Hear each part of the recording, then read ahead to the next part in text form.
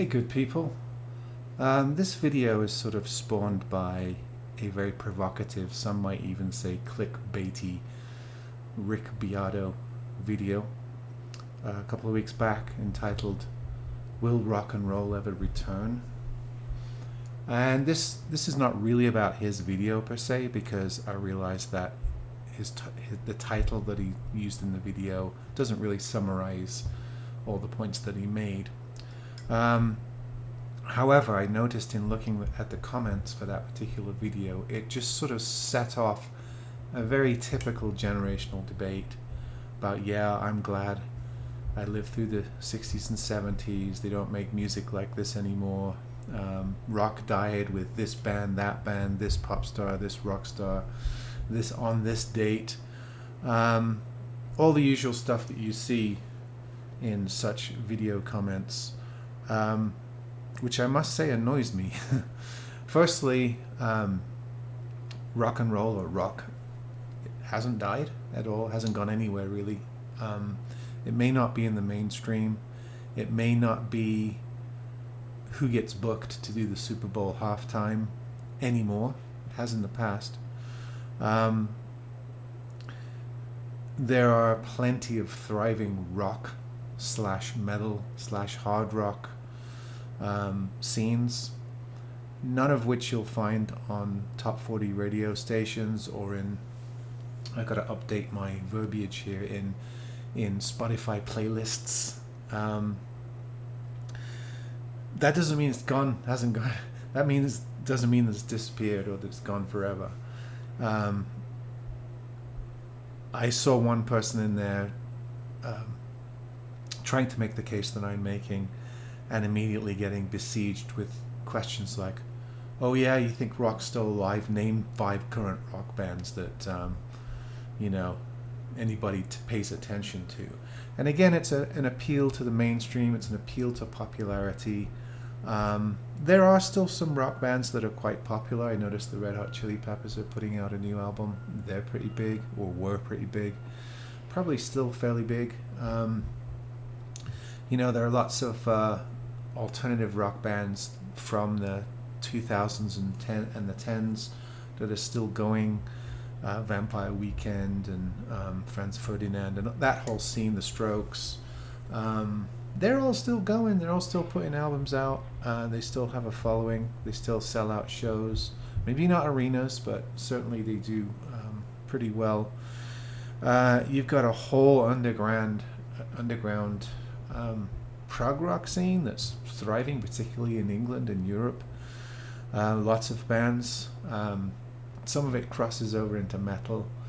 You've still got your Dream Theaters and your Opeths, and a slew of other bands. Still putting out albums. Some of them are older prog bands. We've seen recent releases by some of the older prog bands, and some of them are newer entities. If you haven't heard of them, it doesn't mean they don't exist or there's not a scene out there. There's a pretty thriving punk rock scene in a lot of big cities in America. Same with heavy metal. There are all kinds of divisions of metal. There are lots of guitar-oriented bands. I saw a lot of comments on the video that were mourning the loss of the guitar solo. You're not digging very deep if you think the guitar solo has died. Get past what's popular, what's on the mouths of teenagers who just gravitate to the latest thing, and you will find good rock music. It's always been there. It didn't die in the 70s. There were plenty of decent rock bands in the 80s. I'm not talking about the hair metal bands. There were lots of alternative rock bands in the 70s. There were lots of gothic rock bands in the 70s. Dark wave rock hybrids in the 70s. Really good stuff, some of which is still going. And even in the noughties and the 10s, you had good rock bands popping up. Bands like the Arctic Monkeys, who became very, very popular in those decades, and lots of other bands too. And there is sort of a rock revival movement as well. There's a lot of aging rock bands from the 70s that have sort of got back together. They've sort of realized that they can have another bite of the cherry. And, you know, because the population's aging and because nostalgia sells, there are lots of bands that do well coming out of the cupboard after 20, 30 years and putting out new albums. There are tons of examples. Already in 2022, there are lots of revival acts putting out albums. I see them all the time. And then there are new rock bands, new metal bands, plenty of guitar-oriented music. The idea that guitar's dying doesn't make sense if you spend an hour on YouTube.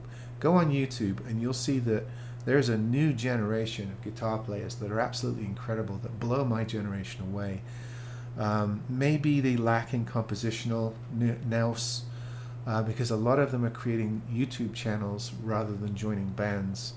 But technically, I mean, they're very, very proficient. I can never be as good as a lot of these 13, 14, 15, 16-year-old kids putting out videos on YouTube. I mean, it's amazing the level of musicianship that you can find on this platform.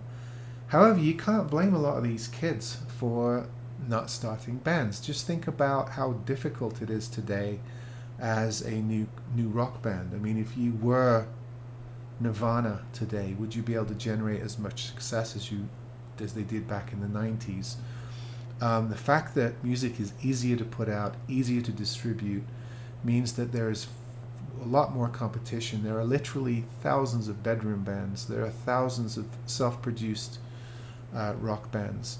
And because of COVID and recent difficulties, a lot of them haven't been able to tour or gig.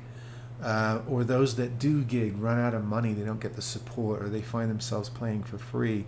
So a lot of musicians are sort of moving on to other platforms to try and generate success. And one of those is YouTube. If you can develop a popular YouTube channel like Two Cellos or there's tons of them where they have millions of subscribers and they monetize their channels and they make good money, and they set up Patreon accounts. And a lot of times they make better money doing that than they would touring clubs or trying to do the old-fashioned route. So you can't really blame them.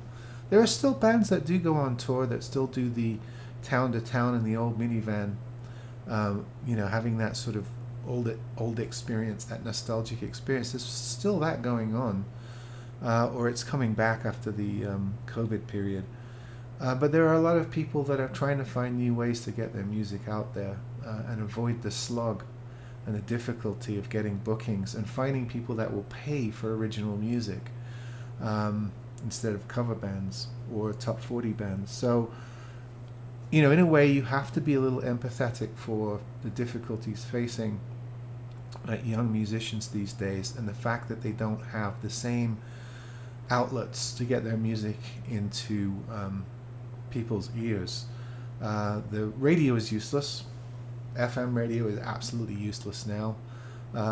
Sometimes I flip through the dial on my way to work, and I'm often flabbergasted how there's just nothing of any value on the radio. It's just either nostalgic, the same old 20, 25 nostalgic rock songs, or what's current in the pop world, R&B or hip hop world. None of which I disparage. There's good music in all genres. However, you can't rely on gigging and breaking on the radio anymore. Music just doesn't work like that. You can't rely on getting signed by a label and booking studio time and having it paid for. The whole industry's changed. So, of course, bands are going to have to change their approach. And I think this is what people are judging when they say there's no good music today, or rock has died, rock and roll has died. They're seeing a lack of it in the old channels that they grew up with. They don't realize that rock musicians are having to adapt and change and do things differently. Doesn't mean it's not there. I was lucky enough to be a guest presenter on a UK radio show podcast for 10 years. And I had no problems coming up with 20, 30 songs for the episodes that I did for new music, exciting music, challenging music, music that, at least rivaled some of the older music from earlier decades. And a lot of the bands are unknown. They're struggling. They're on Bandcamp. They're on other streaming services. You don't hear of them in the club scenes. You might not ever run into them unless you go looking for them on YouTube or Vimeo or Spotify, or if somehow they get played to you on Pandora or something like that. So a lot of times you kind of luck onto them, or you go seeking for them, and that's how you find them. If you're just a casual, passive music listener, a lot of these bands you'll never come across, even though they might have a fairly big internet following, a sizable Instagram or Facebook or Twitter presence. They don't come across your radar because there's just so much that's competing for your attention that it has little chance to rival some of the other things that you're possibly being exposed to. It doesn't mean it's not there. It doesn't mean there isn't any talent left. It doesn't mean that rock has died.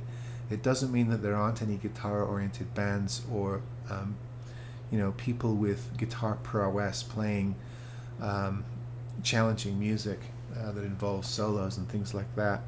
I hear plenty of it, but I go digging for it. I look for it. I spend a lot of time. I commit time to it every month.